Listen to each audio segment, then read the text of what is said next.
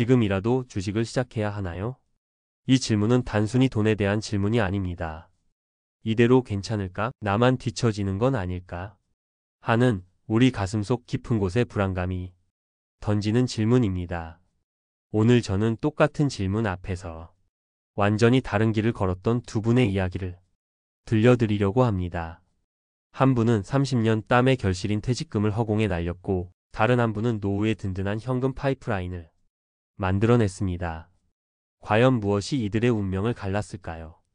30년 넘게 한 직장에서 성실히 일하고 퇴직한 김상준 부장님이 계셨습니다. 그의 손에는 퇴직금과 여유자금을 합쳐 약 3억 원이라는 결코 적지 않은 돈이 쥐어졌습니다. 하지만 국민연금을 받기까지는 몇 년의 시간이 남아 있었죠. 텅 빈 소득의 공백기를 어떻게 메워야 할지 막막하던 차에 주변에서 들려오는 주식 성공담은 그의 마음을 흔들었습니다. 그래, 퇴직금으로 전업 투자를 해서 예전 월급만큼만 벌어보자. 막연했지만 달콤한 꿈이었습니다. 하지만 막상 주식 공부를 시작하려니 눈앞이 캄캄했습니다.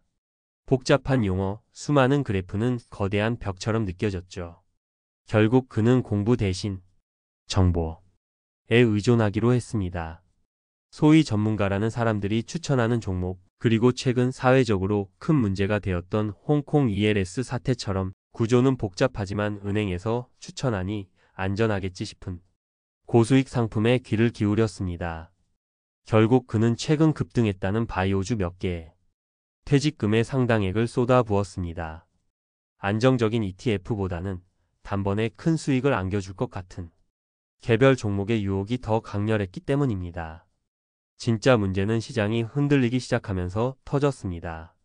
매달 통장에 정확히 찍히던 월급이라는 안전망이 사라진 채 시시각각 파랗게 변하는 계좌를 들여다보는 것은 숨이 턱 막히는 경험이었습니다.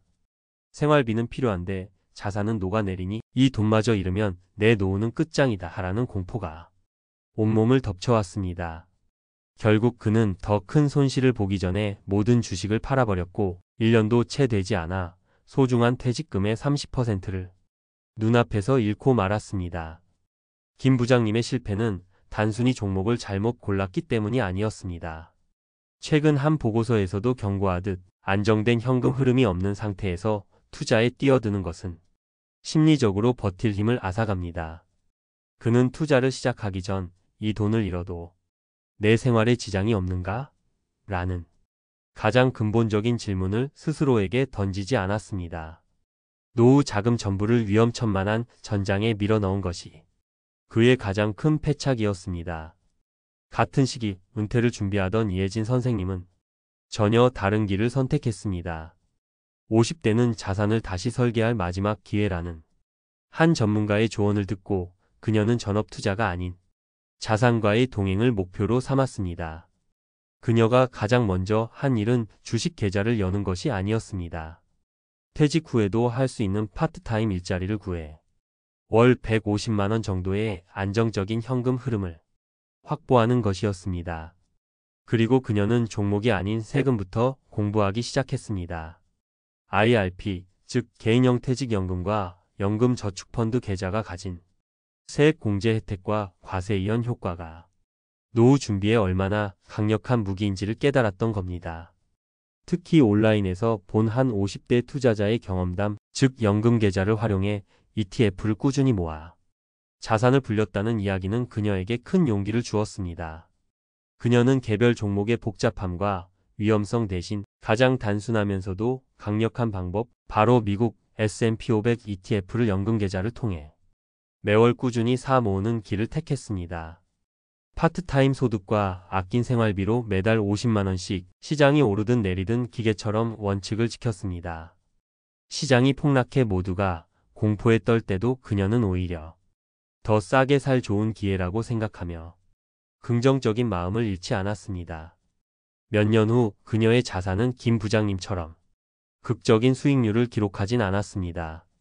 하지만 무서운 복리 효과와 세제 혜택 덕분에 단 한 번의 손실 없이 꾸준하고 단단하게 불어나 있었습니다. 그녀의 성공은 놀라운 투자 기술이 만든 것이 아니었습니다. 첫째, 안정적인 현금 흐름을 먼저 확보한 것. 둘째, 세금을 아끼는 절세 구조를 설계한 것. 셋째, 내가 완벽히 이해하는 상품에 꾸준히 투자한 것. 이 세 가지 단순한 원칙이 만들어낸 당연한 결과였습니다. 자, 우리는 방금 한 사람의 안타까운 실패와 다른 한 사람의 지혜로운 성공을 지켜봤습니다. 대체 무엇이 이 두 사람의 운명을 이토록 다르게 만들었을까요? 가장 결정적인 차이는 투자금의 성격에 있었습니다. 김상준 부장님은 생활비가 나와야 하는 돈으로 투자를 했고, 이혜진 선생님은 당장 없어도 살 수 있는 돈으로 투자를 했습니다. 이 작은 차이가 시장의 거친 파도를 견뎌낼 수 있는 심리적 안정감의 크기를 결정했습니다. 기억하십시오. 은퇴 후 투자에서 가장 중요한 것은 수익률이 아니라 밤에 두 발 뻗고 편히 잘 수 있는 마음의 평안입니다. 이는 사냥을 할 것인가, 농사를 지을 것인가의 차이이기도 합니다. 김 부장님은 단기간에 큰 먹잇감을 잡으려는 사냥꾼의 마음으로 시장에 접근했지만 결국 시장의 변덕에 쫓기는 신세가 되었습니다. 반면 이 선생님은 시간이 걸리더라도 꾸준히 씨앗을 심고 가을의 수확을 기다리는 농부의 마음으로 접근했습니다.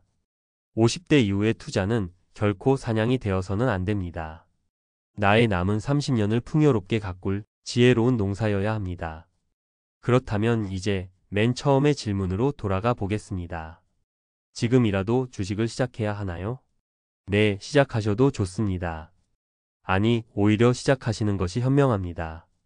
평균 수명이 90세를 넘어 100세를 향하는 지금 은행 예금만으로는 화폐 가치 하락을 막아낼 수 없기 때문입니다. 다만 김 부장님이 아닌 이 선생님의 길을 따라야 합니다. 이를 위해 제가 드리는 4가지 원칙을 부디 가슴에 새기시길 바랍니다. 첫째, 비상금 통장부터 가득 채우십시오. 투자를 시작하기 전에 최소 6개월치 생활비는 어떤 일이 있어도 손 떼지 않을 수 있는 현금으로 반드시 확보해 두십시오.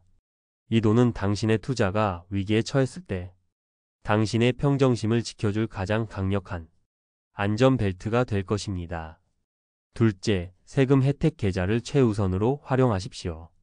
일반 주식 계좌보다 연금저축펀드나 IRP 계좌부터 개설하고 연간 세액 공제 한도인 900만 원을 채우는 것을 목표로 삼으십시오.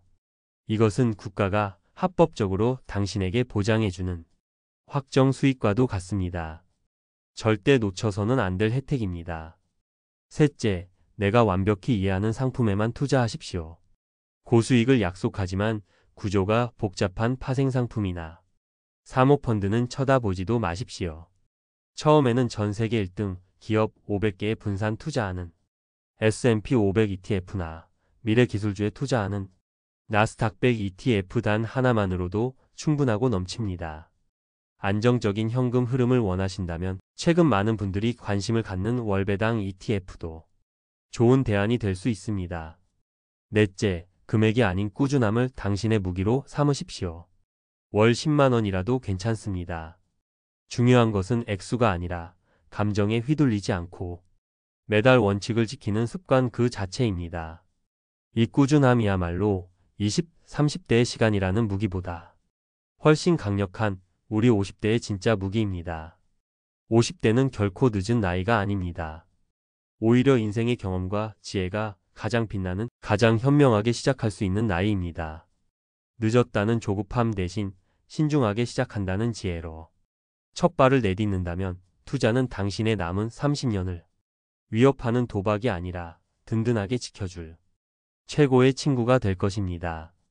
지금이 바로 가장 지혜롭게 시작할 수 있는 가장 빠른 때입니다. 오늘 이야기가 당신의 노후를 준비하는데 작은 등불이 되었기를 바랍니다. 내용이 도움이 되셨다면 구독과 좋아요를 통해 저희 채널을 응원해 주십시오.